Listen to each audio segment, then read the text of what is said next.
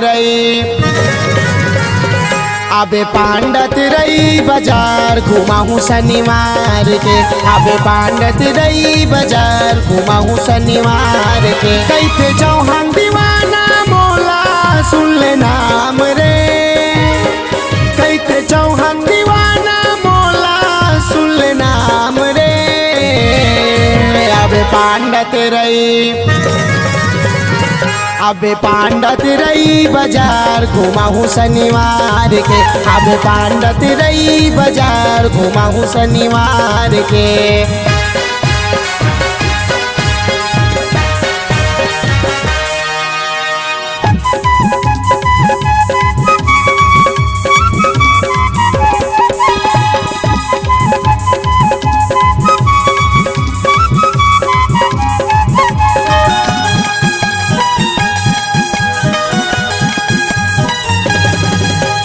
झूल झूल के तोर रेंगना भैया बरन कर देखिए वो, माथा के तोर बिंदिया मोला चंदा बरोबर लगथे वो।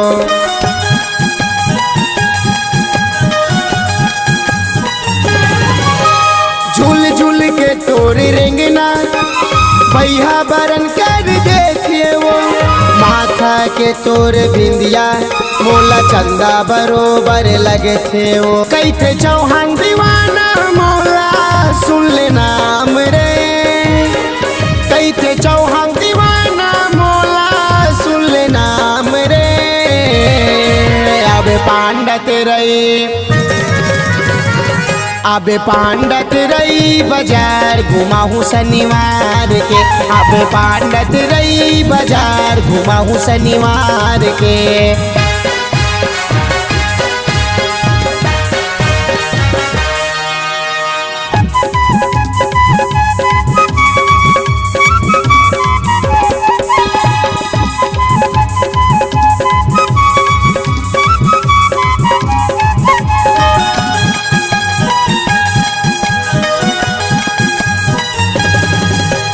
जियत भर तोर साथ निभाऊं कसम खाथों चेप्टी दारू के, दाई दादा के क्रिया खाए न साथों मारेल कुदात बड़े भाई हरे।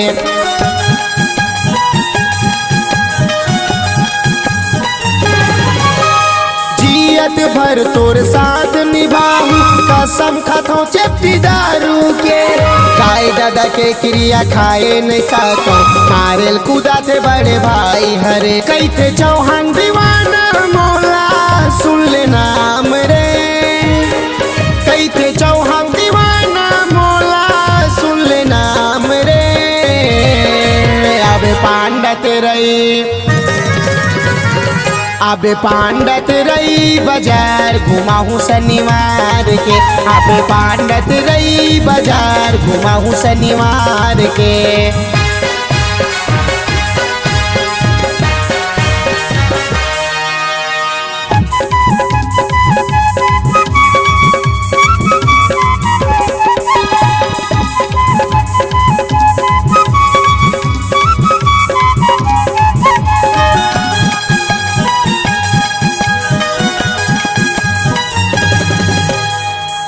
हजार कमाथो जाके बताया अपन बाप ले, शक्कर कारखाना में काम करता सिर तो न गौ की ईमान से।